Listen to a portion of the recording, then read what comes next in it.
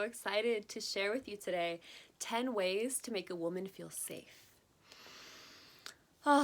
So why is it important to make women feel safe? Why is this something that we would want to do? Well, when a woman feels safe, then she will naturally open up into the juicy, supple, loving, relaxed, most expressed and in tune version of herself. And so we want this. We want the feminine to feel safe enough to open into her full potential, into her full power, into her full wildness and wetness and beauty. Yeah. And we live in a world where there are many reasons and lived realities for women to not feel safe. And so the physical body can be in a state of constant fight or flight or constant contraction and a feeling of just unease and tension and because of a very real lack of safety in our world. So it's incredibly important that we do everything that we can in our power to guide women into this space of deep safety where all of them can then come online with effort and ease. But that piece of safety comes first. So how do we do this? How can we make women feel safe, right? What can we do to facilitate this experience of deep safety in the body? So the number one thing, and if there's anything that you take away from this video, it's this first point, which is listen to her. Listen to her. Listen, simply listen. And so when I say listen, I mean listen then more to just her words. The words are incredibly important. Yes, listen to the words. And what we're looking for is an energetic attunement to her energy. So this deeper layer of listening to how her body moves, noticing her body language, noticing what space she's in. Is she contracted? Is she open? Noticing how her eyes move, noticing how she breathes. What does her breathing pattern feel like? Being incredibly attuned to the subtle energies in the exchange between you and whatever women are in your life that you are wanting to make feel safe.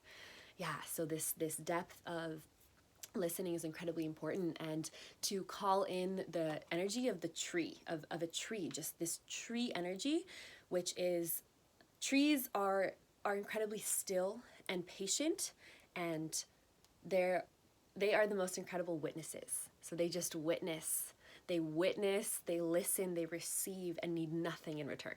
And so this first point of listening, it's really listen, witness, receive, and need nothing in return, right? This is incredibly important. You're not listening and then putting your own agenda onto what is evolving in the moment. No, it's a simple listen. Yeah. So we listen, witness, receive, and need nothing in return. That's number one. And number two is validate her emotions. Validate her emotions. Oh, this one is so important. Yeah, so to make a woman feel safe, it's incredibly important to let you know you see her. You feel her. This is what the feminine desires, and the feminine within all of us, of anyone of any gender. It's the one that's wild and soft and wise and chaotic and rageful and it's just like a waterfall that can't be contained. What she wants is to be seen. She wants to be seen. She wants to be felt, right? She wants to be felt. She's like, feel me alive, feel me in my expression. And so to validate her emotions allows her to feel safe, because it's like, wow, this person is validating my emotions. I know that I'm safe to express in front of this person. Yeah. So going ahead and validating those emotions, letting her know that you see her, that you feel her, will lead to greater safety. And then the next point, number 3, is let her express.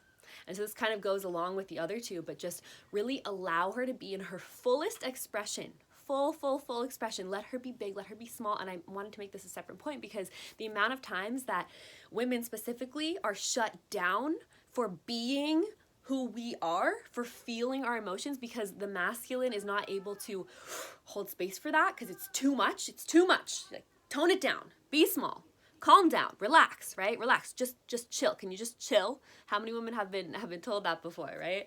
So to allow a woman to express fully, it's like this permission of safety to just be there and be the witness. And it's an honor to be the one witnessing this full expression of emotion. And the way that you allow that full expression in is by anchoring in that deep listening, is by anchoring in that tree wisdom. And then when the time is right, validating, letting her know that you see her and you don't need anything in return.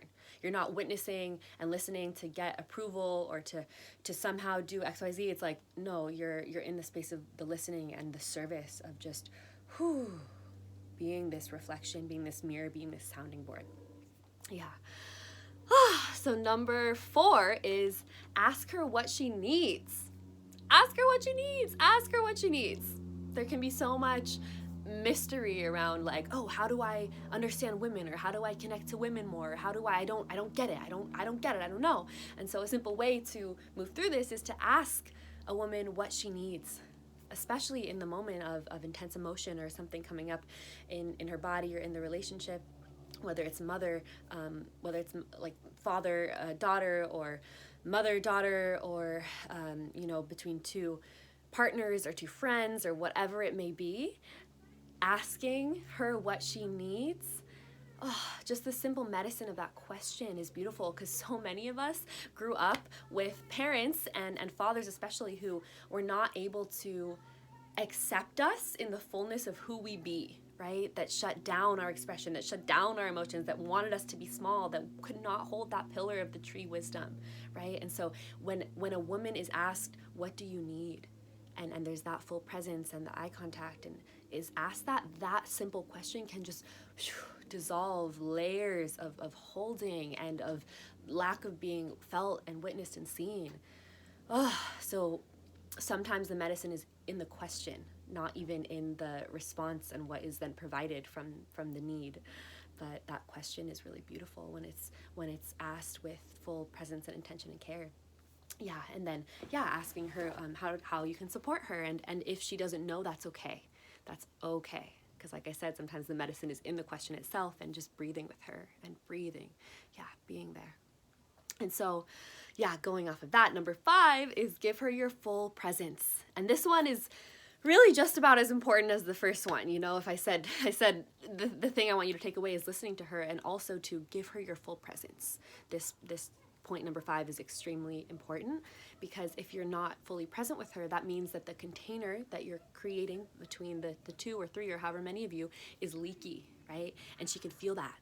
Okay, because all of us, but especially women, beings with wombs who are attuned to their cycle, are extremely energetically sensitive. And so you can tell if someone's energy is, there's a moment, a single microsecond of lack of eye contact. Oh, this person's not present with me, therefore it's not safe. Okay, I need to hide. I can't be my full self around this person. I can't trust this person.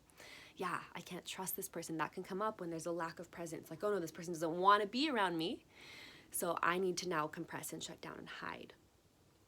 And so it's extremely important to go ahead and be in full presence with someone. And so that's number 5. And then going into point 6 is follow through with your word, because that integrity, that consistency, that drumbeat of clarity is extremely steadying to the nervous system of someone who has been in a contracted state and felt unsafe for much of their life. And when there's an inconsistency between someone's word and their actions, we sense that in our bodies, we feel it, and then it feels unsafe. And then it leads back to this lack of trust. Oh no, I can't trust it because the drumbeat's not there, because they said this and now they're doing this. And oh no, I can't trust it. Ooh. So being in integrity and following through with your word is extremely important to keep that drumbeat of safety as an underlying frequency in all your relationships with everyone, and especially with women that you're relating with in your life. And so with that being said, point 5, giving her your full presence. Point 6, following through with your word. Number 7 is be clear in your communication, because maybe you can't always be in full presence. Maybe you can't always follow through with your word, and that's okay. The work of allowing women to feel safe is not about being a superhuman or crossing your own boundaries or being out of integrity with what feels good in your body. No, No, no, no. It's actually quite the opposite. It's about being so present with yourself and your needs that then showing up for someone else comes with ease and grace and effortlessness and joy.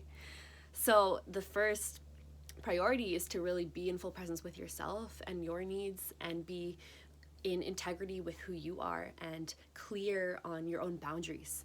And so this point of clear communication is also about speaking your boundaries. And this is so vital because a lot of men and that I've encountered can think that if that okay, I want to be in service, and they're there for it, and they're showing up, and like the intention is so good and so pure, and that's so deeply felt as well, that the intention is strong, but then they end up crossing their own boundaries because they're in this space of service.